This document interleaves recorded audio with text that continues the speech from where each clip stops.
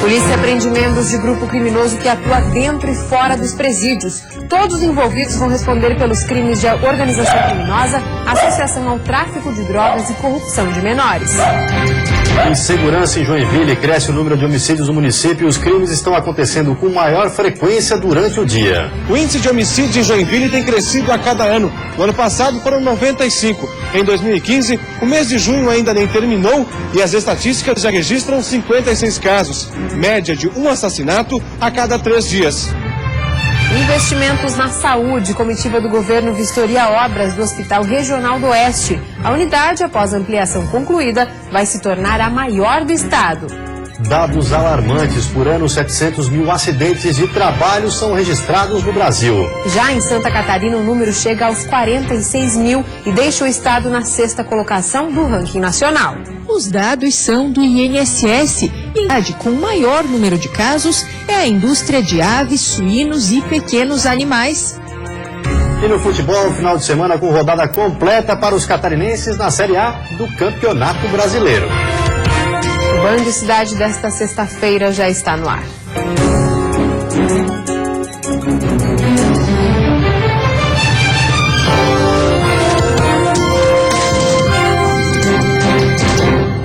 Olá, boa noite. Boa noite. Uma mega operação envolvendo 150 policiais civis foi deflagrada esta manhã. As ações se concentraram nas cidades de Balneário Camboriú e Camboriú, no litoral norte. A concentração começou por volta das 4 horas da manhã. 150 policiais civis de 11 cidades da região e da capital auxiliaram na operação.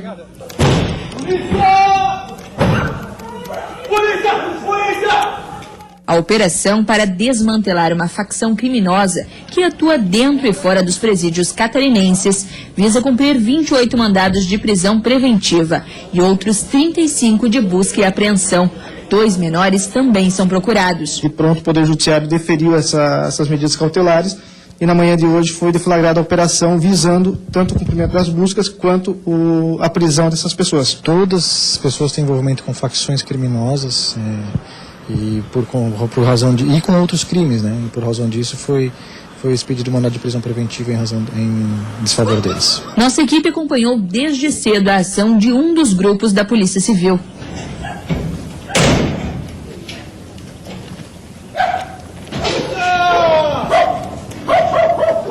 Em uma das casas, os policiais encontraram R$400 falsos. O homem que estava na residência foi preso em flagrante. Em outro local, apreenderam documentos e objetos que devem ajudar nas investigações. Dos 28 mandados de prisão, 15 foram cumpridos durante a manhã. 8 presos já foram levados para o presídio da Canhanduba, em Itajaí. Outras 8 pessoas que já estavam no complexo penitenciário da Canhanduba, em Itajaí, agora vão responder também por organização criminosa, associação para o tráfico de drogas e corrupção de menores. Certamente haverá uma redução em crimes que são praticados aqui na região com a prisão dessas pessoas. A operação continua, então? A operação continua para a prisão de todos os envolvidos. Os assassinatos ocorridos nessa semana em Joinville preocupam a população. Já são mais de 50 os casos de homicídios só neste ano.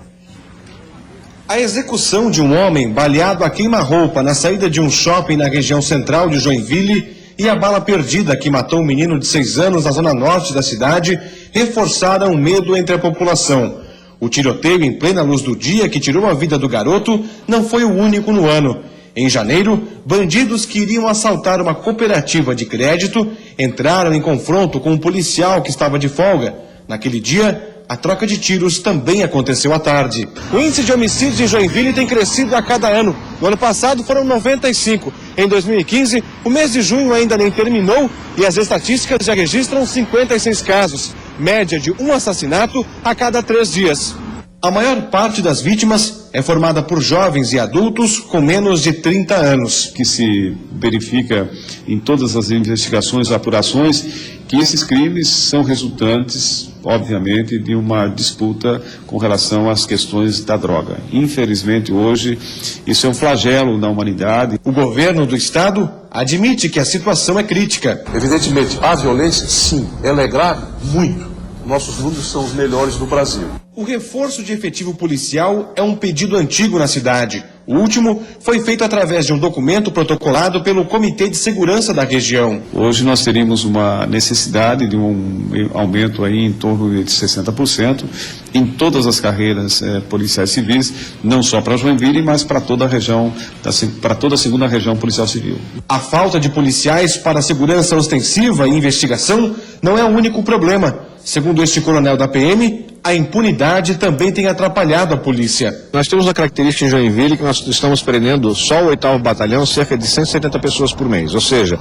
quem comete delito na nossa região nós conhecemos, né? Então, o nosso papel nós estamos fazendo, estamos tentando retirá-los da rua, mas a resposta legal, a resposta das leis, né, não permite que as pessoas fiquem reclusas ao convívio social. O governo do estado também reconhece a falta de efetivo, mas afirma contratar e formar novos policiais dentro da capacidade. De 1992 a 2002 não foram contratados policiais, então formou um buraco que agora há uma saída acentuada.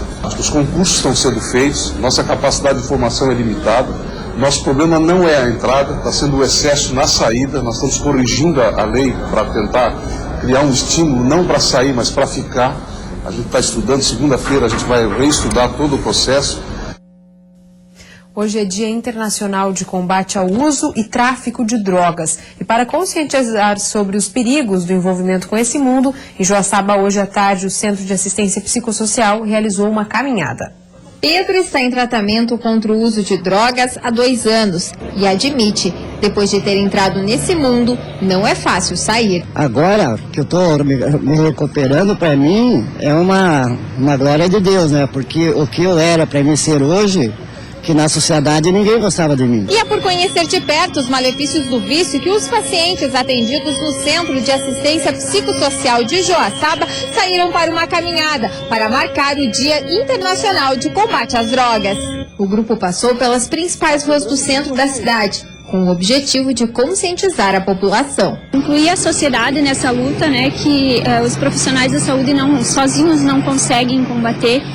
Não é só uma questão de saúde, mas uma questão social, né? E a gente tem que estar combatendo isso, lutando contra o uso abusivo, contra a dependência das drogas. Atualmente existem 89 CAPs no estado, que desembolsam cerca de R$160 mil no tratamento e combate às drogas. Só no CAPS em Joaçaba, cerca de 200 pacientes recebem apoio. E a sociedade veja isso como um problema de saúde pública, um problema social. Todos somos corresponsáveis, né? Tanto na prevenção quanto no combate das drogas. E aqui no CAPS nós estamos dizendo que nós estamos combatendo as drogas e não os usuários. Os usuários nós tratamos, o que nós queremos combater são as drogas. E a seguir, um número assustador. Todos os meses, pelo menos 10 catarinenses morrem vítimas de acidentes de trabalho. E ainda, agências bancárias de Lages têm 10 dias para cumprir uma lei municipal que beneficia os clientes.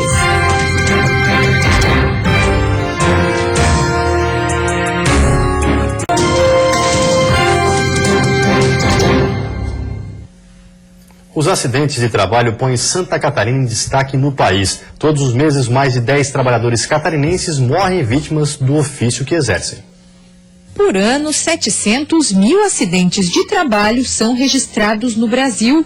Em Santa Catarina, o número chega aos 46 mil e deixa o estado na 6ª colocação do país no ranking da falta de segurança no trabalho. Os dados são do INSS e em território catarinense demonstram que a atividade com maior número de casos é a indústria de aves, suínos e pequenos animais. Já as cidades onde os acidentes mais aconteceram foram Joinville, Blumenau, Chapecó e Itajaí. As mortes chegam em média a 3 mil por ano no país e a cerca de 150 em Santa Catarina.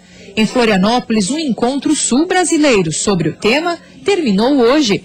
Na avaliação do desembargador do Tribunal Regional do Trabalho, essas demandas não podem mais ser lembradas apenas depois que chegam ao judiciário. Saímos daquele vértice apenas reparatório, ou seja, do acidente já ocorrido, para evitarmos que o acidente venha ocorrer. Para o médico do trabalho e palestrante do evento, é necessário que as perícias sejam cada vez mais precisas ao mensurar os danos causados pela atividade laboral, pois servem de apoio às decisões judiciais.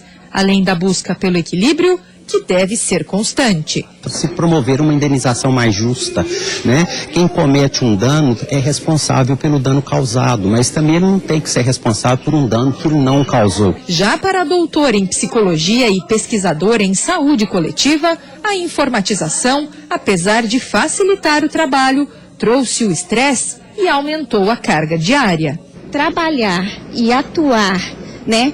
Seja enquanto trabalhador ou um profissional que atue com a saúde do trabalhador, não é responsabilidade de um único órgão. A saúde, por exemplo, sozinha não consegue. 10 dias, esse é o tempo limite que as agências bancárias de Lages têm para cumprir uma lei municipal que quer melhorar o atendimento aos clientes. O prazo para que a lei entre em vigor é dia 7 de julho. Até lá, todas as agências bancárias e instituições financeiras de Lages devem se adequar às determinações da nova lei municipal. Entre elas estão a instalação de biombos entre a fila de espera e os caixas, tempo máximo de espera em dias normais de 15 minutos e 30 nos dias de maior fluxo.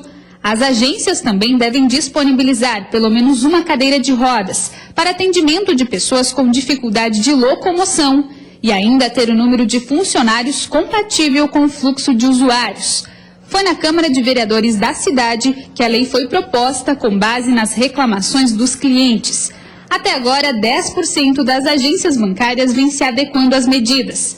Já em outras, a falta do biombo fez com que conseguíssemos flagrar do lado de fora do banco um atendimento em um dos caixas. O biombo em si é aquele protetor que vai dar proteção à pessoa que vai fazer o saque, que vai depositar, para que realmente não haja mais o que vem acontecendo. Vem acontecendo muitos assaltos, muitos problemas lá fora, onde a pessoa sabe que alguém sacou dinheiro e vem o conto do bilhete premiado. Isso tem acontecido bastante. Segundo o Sindicato dos Bancários, outra dificuldade que as agências vêm encontrando é atender os clientes no tempo determinado pela lei. O tempo de espera, infelizmente, eles não conseguem cumprir, porque é a falta de funcionários. Então, muitos clientes, e aí vai lá um cliente fazer 5, 6 atendimentos e a fila fica realmente aumentando. Os órgãos que não cumprirem com as exigências podem ser multados. O valor da multa é de R$ 4.770, que dobra a cada reincidência.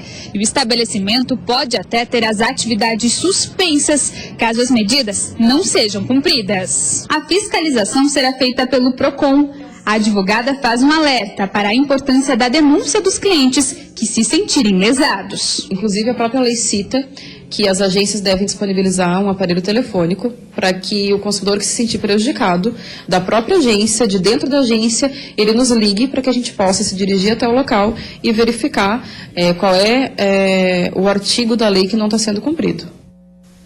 E a seguir, pesquisadores estão desenvolvendo tainhas em cativeiro. No futebol, a expectativa para a rodada completa neste fim de semana para os catarinenses na Série A.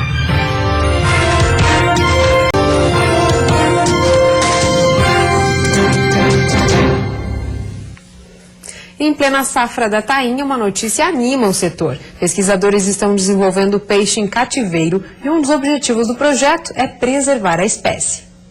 Um projeto em Florianópolis está reproduzindo tainhas em cativeiro desde o ano passado. O objetivo do estudo vai além de preservar a espécie. Para tentar gerar tecnologia tanto da parte de reprodução, como também a parte de engorda, né, que é uma etapa seguinte. O projeto de pesquisa ainda aguarda a liberação da verba de mais de R$300 mil do Ministério da Pesca e da Aquicultura para continuar, pois até agora ele vem sendo desenvolvido com recursos próprios das entidades, mas os resultados são animadores. Os pesquisadores já comemoram o bom resultado da pesquisa, isso porque o projeto já passou de uma de suas fases mais críticas, que é a desova e a larvicultura. Agora, os cerca de 100 mil peixes estão estocados em tanques como este, em um laboratório na Barra da Lagoa, em Florianópolis. Estas larvas foram todas produzidas em cativeiro, com reprodutores também criados aqui. Este pesquisador explica que o processo é delicado e que elas devem permanecer nestes tanques por mais 10 dias. Só depois, o projeto consegue passar para a próxima fase. A ideia é distribuir esses peixes em laguna e também para o norte do estado, né? para povoar os viveiros de camarão que estão ociosos, né? A pesquisa pode também viabilizar a utilização sustentável da tainha e destacar ainda mais sua importância como recurso pesqueiro no país. Fazer o repovoamento de lagoas costeiras, contribuindo para as comunidades litorâneas. A parte econômica, que seria, em parceria com a EPAGRE e a Associação dos Criadores de Camarão de Santa Catarina, fazer a reativação dos viveiros de engorda, que estão desativados desde a Mancha Branca, e a parte ambiental é tentar desenvolver o projeto de isca viva para os atuneiros. A tainha é um dos peixes mais conhecidos e apreciados do litoral catarinense. Na safra deste ano já foram capturadas 960 toneladas do peixe. Conforme a Federação dos Pescadores do Estado, a meta é alcançar as 1.500 toneladas e ultrapassar a captura do ano passado. E o fim de semana deve ter nebulosidade pela manhã e sol entre nuvens durante a tarde. Pode chover fraco em algumas regiões no sábado. As temperaturas ficam elevadas em todo o estado. A mínima fica em 5 graus na Serra e a máxima em 24 no sul. No oeste, Vale do Itajaí, mínimas entre 9 e 10 graus. No litoral norte, Grande Florianópolis, a máxima chega aos 23. No domingo, a condição é parecida. E agora vamos de futebol, final de semana com rodada completa para os catarinenses na Série A do Campeonato Brasileiro. Confira. No último treino, Vinícius Eutrópio parecia estar preocupado. Arrumou os atletas na área durante as cobranças de faltas e conversou com o grupo. Mas será que o que está incomodando o comandante da Chape é que o Verdão perdeu de goleada para o Sport na Copa do Brasil? Bem, o que todos querem é uma vitória para respirar no campeonato. Fazer o dever de casa em casa, né, contra um time que vem bem, vai nos dar essa tranquilidade para que a gente possa futuramente perder um ponto ou outro, né, a gente está dentro do nosso limite aí programado. Então é importante sim, porque uma vitória ele aumenta nosso aproveitamento em percentuais e nos dá essa tranquilidade para queimar alguma gordura para frente. A Chapecoense, que ocupa a 9ª colocação da tabela, quer a vitória diante do Sport amanhã às 4 horas da tarde na Arena Condá para não se distanciar do G4. Já o Joinville, com 4 desfalques, viaja a Minas Gerais para enfrentar o Atlético Mineiro no domingo às 11 horas da manhã. Na vice-lanterna da competição, com apenas 4 pontos, só a vitória interessa ao time do norte do estado para espantar a má fase. Mas o técnico Adilson Batista tem um quebra-cabeça a ser solucionado. O volante Augusto César teve uma lesão na coxa esquerda. Já o volante Anselmo e os laterais Diego e Mário Sérgio estão suspensos por conta dos cartões. O jeito vai ser improvisar. Quem deve ir para a lateral esquerda é o atacante Niltinho. Eu sinto bem, é uma posição que eu já atuei, então para mim não é muito difícil estar na lateral esquerda, não. Depois da semana inteira de preparação, o técnico Gilson Kleina enfim deu sinais do time que deve enfrentar o Grêmio amanhã às 4 horas da tarde no estádio da Ressacada. E olha, vem muita mudança por aí. Com Romário, Eduardo Neto e Marquinhos suspensos, o professor deve mudar o esquema tático e armar o Avaí no 4-2-3-1. Nessa armação, sem dúvida, a responsabilidade maior é do garoto Denner. Aos 20 anos, ele substitui o ídolo e capitão Marquinhos. Por isso, Kleina teve uma conversa especial com ele. Conversa bastante, né? Pela oportunidade que está dando, para aproveitar, está passando confiança. Então, é o que a gente precisa, confiança da comissão, da diretoria que está dando, dos nossos companheiros. Aí você entra tranquilo, entra com a cabeça boa. O Avaí ocupa a 10ª colocação e busca pontos preciosos para encostar no G4. Já o Figueirense, 16º colocado, tenta se afastar da zona do rebaixamento. O time volta a campo nesse sábado às 9 horas da noite contra o sempre perigoso Corinthians. Para esse confronto, Argel vai contar com a volta de 4 titulares. Eles são jogadores importantes, né? Nós passamos aquela fase de ter bastante jogadores lesionados. Agora nós temos o Carlos Alberto, temos o França e o Paulo Roberto. Então, volta, além da quantidade, volta a qualidade. Então, esses jogadores são jogadores importantes e a nossa equipe, consequentemente, fica mais forte com esses jogadores que estão voltando. E a seguir foram inspecionadas hoje as obras do Hospital Regional do Oeste. Após a ampliação, a unidade vai se tornar a maior do estado. E depois de quase 3 anos de atraso, a obra da Arena Multiuso em Tubarão deverá ser retomada.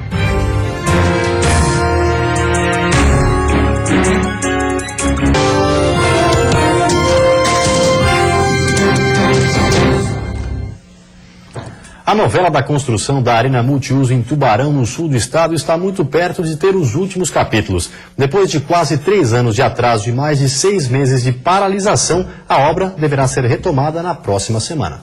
O projeto teve início em 2006, mas a obra só começou em 2010. Durante todo esse tempo, a falta de recursos paralisou os trabalhos por diversas vezes. Hoje, já são mais de 17 milhões de reais investidos e esta é a situação da Arena. A obra está parada desde dezembro do ano passado. A promessa agora do governo do estado é que na semana que vem seja assinada a ordem de serviço para a última etapa. São mais 2 milhões de reais que devem servir para concluir os trabalhos estruturais da Arena. A previsão é de mais 4 meses para que tudo esteja pronto. O engenheiro da construtora responsável pela obra explica que a partir do repasse da verba, a equipe de trabalhadores terá que ser novamente formada. A gente acaba tirando as equipes daqui, remanejando para outras obras, outros lugares, e agora a gente volta a estaca zero. Então a gente tenta recuperar todas aquelas equipes que já estavam formadas, que já têm conhecimento da obra, para poder ter a continuidade conforme a gente já espera, né? 90% dos recursos são estaduais. Para o secretário de Desenvolvimento Regional, o importante agora é concluir os trabalhos. A obra, como a gente está verificando hoje, está bem avançada, são pequenos detalhes de acabamento, então a gente acredita que até o final do ano a gente está inaugurando essa obra. A prefeitura que ficará responsável por administrar o espaço. Além disso, é o município que terá que mobiliar o local. Entre os itens estão aproximadamente 800 poltronas para o teatro e mais de 3.500 cadeiras do ginásio de esportes. Para isso, o prefeito de Tubarão já estuda pedir o auxílio do governo federal. Enquanto não houver um pacto federativo, fazer com que ajude todas as prefeituras do Brasil inteiro, nós sempre vamos ficar com o pires na mão. A gente tem a vontade de fazer grandes obras, mas tem que pagar. A obra do Hospital Regional do Oeste passou por uma inspeção do governo na tarde de hoje. A unidade, após ampliação concluída, vai se tornar a maior do estado. O presidente da Assembleia Legislativa, Gelson Merizio, e autoridades municipais fizeram uma vistoria no novo prédio. Eles percorreram os 9 pavimentos. 70% da obra já está concluída e o valor do investimento é de 31 milhões de reais. Somado ao investimento que está sendo feito no Hospital São Paulo e Xanxerê, nós teremos 2 equipamentos que atenderão na plenitude dos nossos moradores, propiciando que nós possamos aqui em Chapecó e na região oeste desenvolvermos as atividades que até então precisavam ir a Florianópolis. Isso é um avanço muito grande e poder acompanhar para que o fluxo financeiro, para que o fluxo de obra seja cumprido na plenitude é o interesse do governador, é o interesse da Assembleia e mais do que isso é o interesse de Chapecó e da região. Os 156 novos leitos de UTI geral e pediátrica, salas de cirurgia, oncologia, quimioterapia e recuperação, além de um heliponto, devem ficar prontos até dezembro. O Hospital Regional do Oeste abrange mais de 100 municípios e atende 1,5 milhão de pessoas. Com a nova estrutura, os atendimentos devem ser otimizados em 60% e a unidade vai se tornar a maior do estado. Além da capacidade instalada, nós, digamos, ampliaríamos também a nossa possibilidade de vir oferecer maior demanda em outras áreas que hoje não são contempladas com assistência. Após a conclusão da obra, a direção da unidade busca recursos para manter e equipar o hospital, que vai precisar de mais 400 funcionários para atender a demanda. Atualmente, o hospital é referência em várias áreas, mas a expectativa é melhorar os atendimentos em neurologia e cardiologia. E a direção do Hospital São José de Criciúma e governo chegaram a um acordo sobre um novo contrato. Com isso, os atendimentos devem ser normalizados. A previsão é de que a assinatura do novo contrato seja feita ainda hoje. O principal ponto em discussão era o extrateto, ou seja, os procedimentos que ultrapassam o número já previsto em contrato. O que ficou acordado é que o governo do estado ficará responsável pelo repasse do excedente. Com a assinatura da recontratualização, o atendimento no Hospital São José deve voltar ao normal ainda hoje. A negociação levou mais de 6 meses, Atualmente, o hospital recebe cerca de 6,5 milhões de reais por mês. O novo contrato adicionará cerca de R$1 milhão a este valor. Mesmo assim, o número de atendimentos deve ser reduzido para diminuir o excedente. O novo contrato tem duração de 1 ano. E antes de encerrarmos, vamos ver como está o trânsito ao vivo aqui na capital. Você vê imagens das pontes que fazem a ligação entre a ilha e o continente. O movimento é intenso em ambos os sentidos. Na Grande Florianópolis faz 18 graus nesse momento. E você fica agora com o Jornal da Band. Um ótimo final de semana a todos e até segunda-feira. Bom fim de semana para você. Até segunda.